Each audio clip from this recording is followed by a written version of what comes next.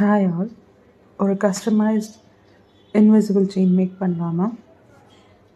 First gear வயரை 16 இன்ச்சஸ்க்கு measure பண்ணி எடுத்திருக்கேன்.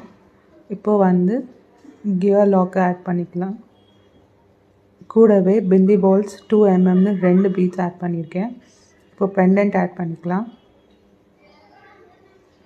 பெண்டன்ட் ஆட் பண்ணி அதே ஆப்போசிட் சைட்லேயும் சேம் 2 பில்லி பால்ஸ் அப்புறம் ஒரு கியர் லாக் ஆட் பண்ணிக்கலாம்.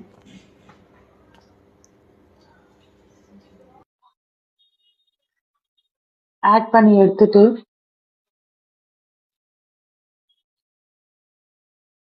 இப்போ நல்லா ஸ்ட்ரெச் பண்ணி கீழே ப்ரெஸ் சென்டர் பாயிண்ட் பார்த்து ப்ரெஸ் பண்ணி விட்டுருங்க.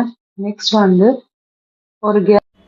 இப்போ பேக் செயின் அட்டாச் பண்ணுறதுக்கு 2 கியர் லாக் இன்சர்ட் பண்ணிவிட்டு அது கூடவே பேக் செயினோட ரிங்ஸ் ஆட் பண்ணிவிடுங்க.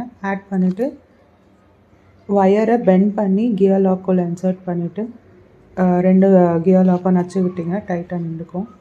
சேம் ப்ரொசீஜர் ஆப்போசிட் சைடுக்கும் பண்ண போகிறோம். 2 கியர் லாக் இன்சர்ட் பண்ணிவிட்டு ஜம்ப் ரிங் பேக் செயினோட ரிங் அட்டாச் பண்ணிவிட்டு பெண்ட் பண்ணி கியர் லாக்குள்ளே ஆட் பண்ணிவிட்டு 2த்தையும் ப்ரெஸ் பண்ணி விட்டு போடும்.